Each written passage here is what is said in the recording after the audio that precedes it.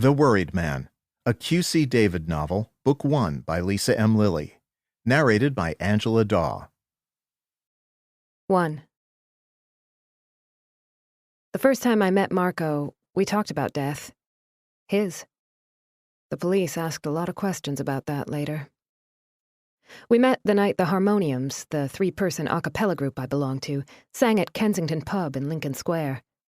I noticed a guy with all his hair, dark, curly, and a little on the long side, walk in during our second set. I guessed him in his late 30s, which meant he brought down the average age of the audience by a decade or two. Most Kensington patrons are from the Old Town School of folk music across the street. Lots of baby boomers with gray hair and ponytails, the men, or silver hair and gauzy skirts, the women.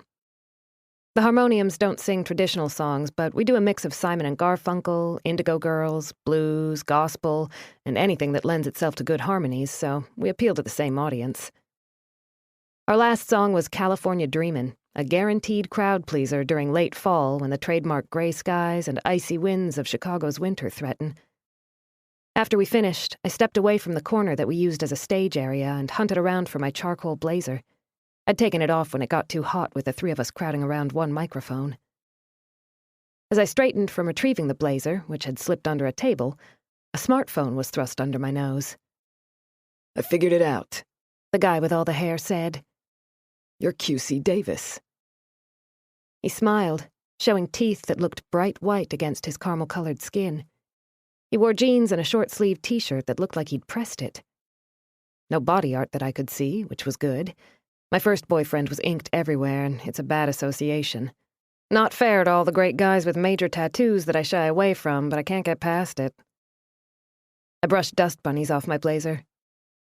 "Quille." "What?" "My name, it's Quille."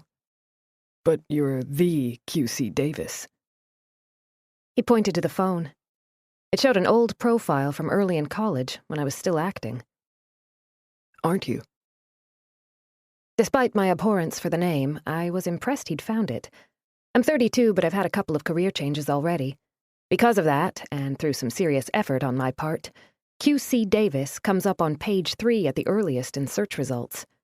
Q.C. belongs to a different part of my life, one I'm finished with. "You're a good Googler," I said. He laughed. It made his eyes bright and brought out little lines around them. Maybe he was 40? "Me and everyone else. I'm pretty sure I saw you in Token Woman at Northlight Theater when I was in med school." He held out his hand. "I'm Marco, and it's nice to know you can actually sing really well." His grip was warm and not too tight. "Thanks," I said.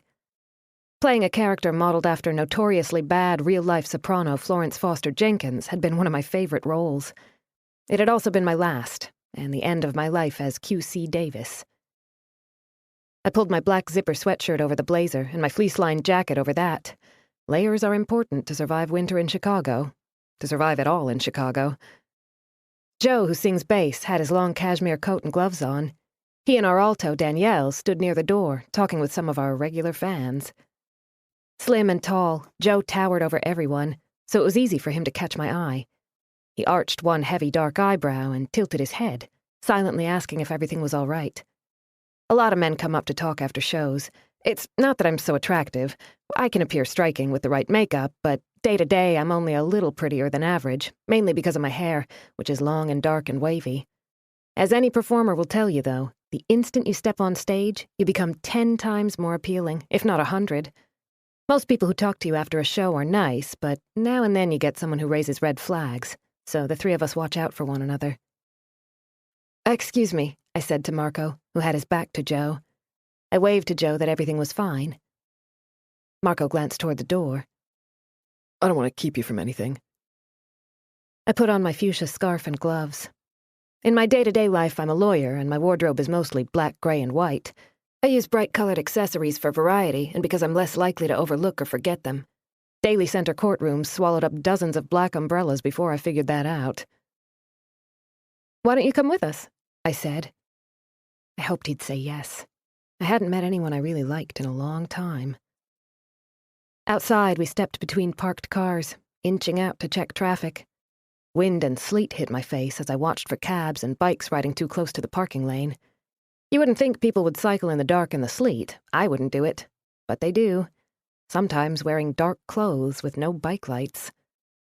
Café Barcelona, the tapas restaurant next to the Old Town School, is laid out like an L with a bar on the short side. There are always nice people there, and the mixed drinks don't cost an arm and a leg. Marco and I chose seats at the end of a long table near Joe and his girlfriend. Marco returned from the bar with a whiskey sour made with rye for me and a bottle of San Pellegrino for him. "So what kind of doctor are you?" I said. I'm not a doctor anymore. Too much stress. I sipped my whiskey sour, made just as I like it with egg white foam on the top and fresh squeezed lemon juice, as I turned that over in my mind. A non-alcoholic drink on a Friday might not mean much. If he were driving, he might avoid alcohol, but that, plus a defection from medicine, suggested issues. "What kind were you?" Surgeon, he said. "And now?" He ran his hand through his hair. It looked just past where he ought to have gotten it cut. He had flyaway ends along his part. I liked that. It offset his pressed t-shirt and kept him from looking too clean-cut or rigid. Insurance adjuster, he said. "Do you like it?" He grinned. Thanks for not yawning. It's fun, and sometimes frustrating. I investigate medical fraud. I ate a few black olives from the shared bowl.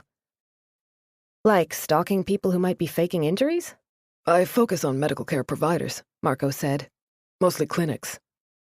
Joe had ordered a plate of oven-baked goat cheese, tomato sauce, and toast points with garlic for the table. Marco reached for it with his left hand. No ring. Something I ought to have looked for at the outset, but I'm only now getting used to checking. In my 20s, almost no one I met was married. Now it's kind of a toss-up, especially when I date guys older than me. The conversation segued into politics. Marco joined in without mentioning his own views and yielded the floor when someone else jumped in. I liked that. Having been around entertainers since I was 5, I've had my fill of people who always need to be center stage. A guy like that can be a lot of fun for a couple of dates, but what he wants in life is an audience, not a partner. I get tired of being the audience. On the other hand, I'd veered too far in the opposite direction with my boyfriend during law school. Now I look for someone who can hold his own in a crowd. Someone I can leave alone for a few minutes at a party without worrying that he'll be lost. So basically, I want the Goldilocks of men when it comes to sociability. When there was a lull, Marco offered to get me a second drink, and I said I'd have what he was having. He frowned. If you're thinking I'm an alcoholic, you're right, but you can drink around me, it's fine. "It's not that," I said. "One's my limit." 1 drink helps me relax. 2 when I start feeling depressed. Not a place I want to go with my mother's history. I offered to buy this round, but Marco stood. I'll get it. I took it as a good sign. Some guys buy 1 drink to be polite. 2 means interest. Could I ask you something? Marco said after he'd settled in his seat again. If you can't answer, it's okay. You probably hate when people ask you legal questions. My stomach dipped and my shoulders sagged. So the drinks were for free legal advice.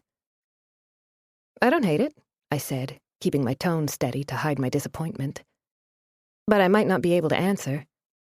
It's about a will, he said. I made one the year I got married, and I never updated it. My ex-wife's a good person, but if something happens to me, I want any money I leave to go right to my son. He's 13. I smiled at him not trashing the ex.